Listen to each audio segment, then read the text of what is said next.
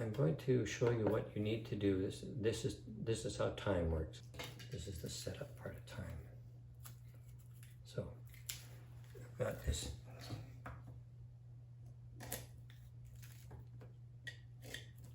Now you'll see here that there are year-end cards. See, it says year-end. Now on the back of the year-end card, it shows you, it says what happens at the year-end. Directors are paid their salary. Preferred shares pay their dividends. Bonds pay their interest. Debentures pay their interest. Short sales must be covered. And options expire worthless. You don't cover your shorts. Like, if you do it this way, covering your shorts, it doesn't give the short time to develop. So it's kind of pointless. But so you have to cover your shorts if you want to say, I have a majority and I win. You can't have a short position to say you're the winner. Okay, that's when you cover. That's when you have to cover your shorts to say I won. Okay, so these are all the same. Now these are separators, and you got all these time cards, and there's way more time cards than you ever use in a game. But that is to create uncertainty. But if it was always the same bunch of cards, well, you'd be. The way time works, I'll explain it to you. See, that old set of rules that was there, you had 5 time cards to a year. It was a slow game, slow, man. So then I went to 4 time cards, which is quarters, but that's based on 4 players. And that works just fine. 4 time cards and a year-end card, then 4 time cards. And you shuffle them, right, and a year-end card, okay? So it's actually like this. So 4 time cards, and then it's the year end.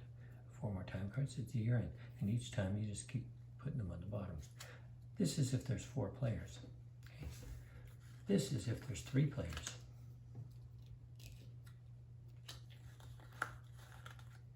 This is something that just like it bothered me that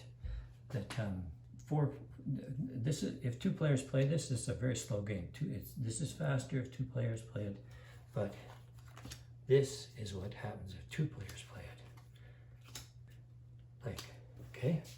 And this is if 3 players play it, and there's a reason for that, okay? The reason is, on the board, there are 40 spaces. 8 of them are time spaces. So the odds are 1 in 5 when it's your turn that you'll hit a time space. So every 5 turns, you should hit 1 time card. And so if there's 4 players, they're each going to hit a time card, so there'll be 4 of these, right? In 20 total rolls, but that's like 5 for each player. There's 4 players, 5 for each player. They're each going to hit 1 time card, and that'll make a year end. Now, if there's 3 players, then they're each going to hit a time card. In 5 turns, they'll hit a time card, so there'll be 3. So that way, time is the same whether there's 4 players or 3 players, and it's the same for 2 players. They're each going to hit in 5 turns. So it turns out that statistically, 5 turns should be a year. Before, when it was like this, regardless of how many players are playing, that's, even 5. If there's 4 players, it's fine. If there's 3 players, it's going to take you 20 turns, which is going to be 7 turns for each player. If there's 2 players, instead of it being 5 turns is a year, it was 10. It took 10 with 2 players. It took 10 turns to get to year. Wasn't the same. That bothered me. And last March of 2021, I solved it. It's that easy. It's this easy. Just you have to lay out the cards when you start the game, and it tells you how. And then time is the same for every game, every kind of game.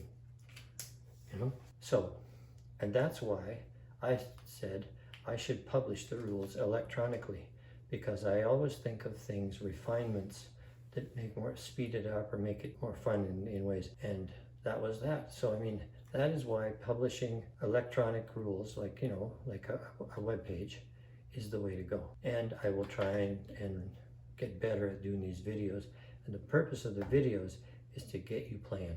The rules are quite lengthy, and it's like a course in finance. I've told gazillion people how to play. It's not hard. So anyway, this is how time works, okay? So you appreciate that there's time. You're gonna spend your money in such a way that you want to have a big salary coming into you. That's how you grow your salary and you invest and you rip and tear from the market. But you're also trying to have a big fat salary. Can't beat a big fat salary. So that's how you do it. So I'll set this up for. I'll set it up for 4 players.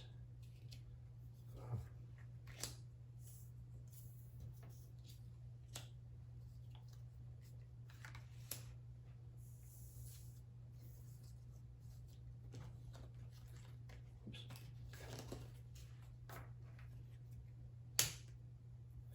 Yeah, you usually won't get past year 5 or 6. Someone's gonna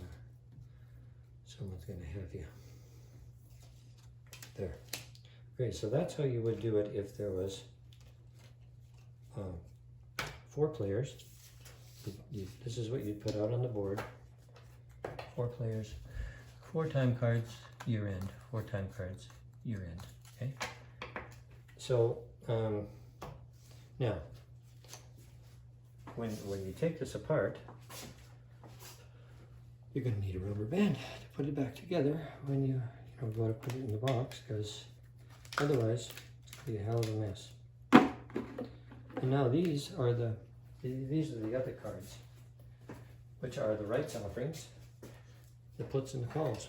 I haven't told you anything about a call. Is an option, like a derivative, an option on the long side. Okay, the long side of the market is you buy low, you sell high. That's what everybody thinks the market's about. There's this other side to the market called short side, and a put is an option on the short side. In this game, you can sell short. That's what the margin accounts in the corner are for. We'll get to that. But basically what selling short is you borrow and sell it, and you hope that the market price of it falls so that you can go give back what you borrowed regardless of price, and the money in the margin account's yours. That's how a short works. So that's called a short sale. Okay, this is the opposite of buying long, is buying it, holding it, hoping it goes up in value. That's the long side of the market. You can do both in this game.